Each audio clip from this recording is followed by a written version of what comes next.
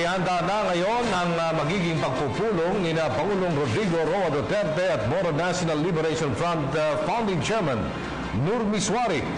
Ayon kay Presidential Communications Secretary Martin Andanar, bagamat wala pang naitakdang petsa, tiniyak nito na mangyayari ang naturang pagpupulong at samantala naghanda rin ang Moro National Liberation Front sa nakatakdang pulong ng Pangulo at ng MNLF.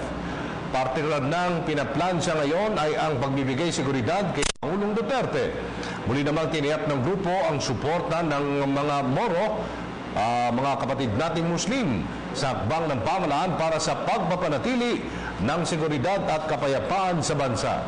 Si Sweden Velado sa detalye.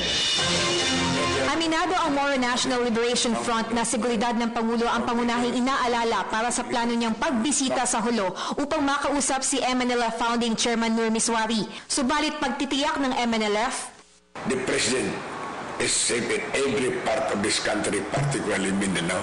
There's nothing, no cause for worry. War will never be an option again, and we will see to it that it will not happen. ayon kay MNLF Chairman Abulcar Alonto, malaking bagay na si Jesus Dureza ang itinilaga ni Duterte bilang Presidential Advisor for Peace Process.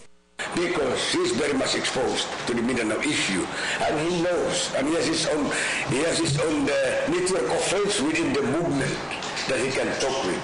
Samantala, nagpahayag din ng mainit na suporta ang MNLF sa sistemang federalismong nais ipatupad ng Administrasyong Duterte.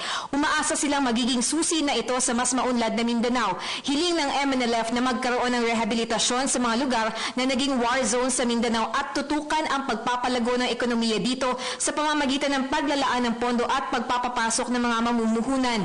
Binigyang diin din ni Alonto na makakaasa ang pamahalaang Duterte sa parehong grupo ng MNLF at MILF na tutulong ito sa pagsugpo sa mga iligal na gawain ng grupong Abu Sayyaf bilang kontribusyon na rin sa pagpapanatili ng seguridad at kapayapaan.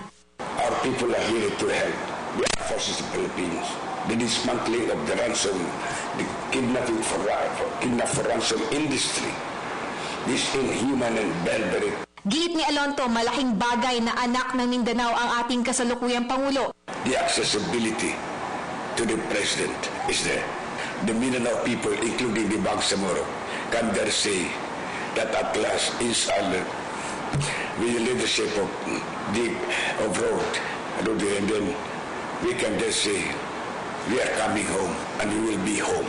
Ito si Sweden Velado para sa PTV News.